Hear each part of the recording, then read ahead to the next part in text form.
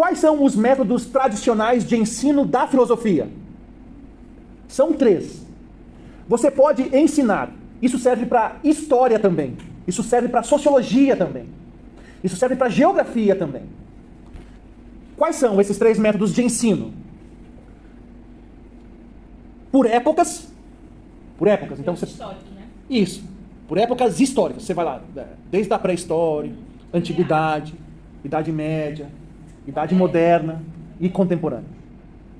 Isso é uma forma cronológica, linear de dar aula de filosofia. Você pode dar aula por autores. Você não dá aula sobre a época toda. Você pega um autor de cada época dessa, você pinça. Ou você pode dar aula de filosofia por temas. Que é o que está mais agora. É o que está mais na moda. Por quê? Agora fica mais assim. Porque esses temas, eles rompem aquela linearidade. Só que, inevitavelmente, ao tratar dos temas, você parte de um tema do presente. Você parte de um tema de hoje. Aí ela é transdisciplinar. Aí depende. Por exemplo, se eu parto de um tema filosófico, eu trato filosoficamente, sem outras ciências. Agora, se eu parto de um tema histórico, eu analiso aquele tema dentro da história. Se eu parto de um tema sociológico, eu analiso aquele tema... Isso. Por isso que eu perguntei, depende da finalidade do tema. Da intencionalidade do trabalho, né? E por que o tema é importante? Primeiro, porque ele rompe aquela linearidade histórica e ele pode gerar interdisciplinaridade. Por exemplo, eu posso tratar de um tema, a água na favela, ou a moradia na favela. E a partir de um tema desse, eu posso trazer a língua portuguesa, eu posso trazer a história, eu posso trazer a matemática, eu posso trazer várias ciências para falar desse tema.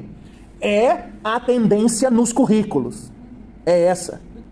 O que é ser professor? Primeiro você tem que ser formado na sua área técnica. Na sua área. Você tem que ter os saberes da sua área técnica. Depois você tem que ter os saberes pedagógicos. Você tem que ter pelo menos didática para ensinar. E você tem que ter os saberes que chamam hoje de soft skills, as habilidades soft. Você tem que ter inteligência emocional. Você tem que ser um ser humano perfeito. Você tem que ter controle emocional. Você tem que ter boa relação interpessoal. Você tem que saber trabalhar em equipe. Você tem que não pode xingar. Você tem que se vestir bem. Você tem que ser higiênico, ser saudável, enfim. Isso é ser professor. Hã? O diabo veste Prada. Isso. Você tem que ser fashion e você tem que ter saberes tecnológicos. Então, se você falar isso para um jovem do ensino médio, que você tem que saber tudo isso para dar aula, o cara desiste na hora. Sem contar que não tem mais gente querendo ir para as licenciaturas, porque é uma vergonha a nossa desvalorização, né? Tá, mas por que eu estou falando isso?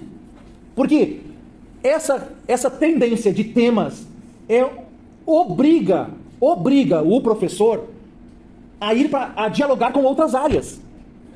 Você não pode ficar preso à sua área técnica mais. E a minha hipótese é que a filosofia ajuda o professor nesse trânsito entre as ciências, nessa abordagem dos temas por diferentes perspectivas. O que a transversalidade e a interdisciplinaridade hoje pedem. Por isso que eu estou experimentando aqui, dizendo que o método filosófico, esse método que a gente viu aqui hoje, ajuda vocês na interdisciplinaridade, na transversalidade e no diálogo com outras ciências.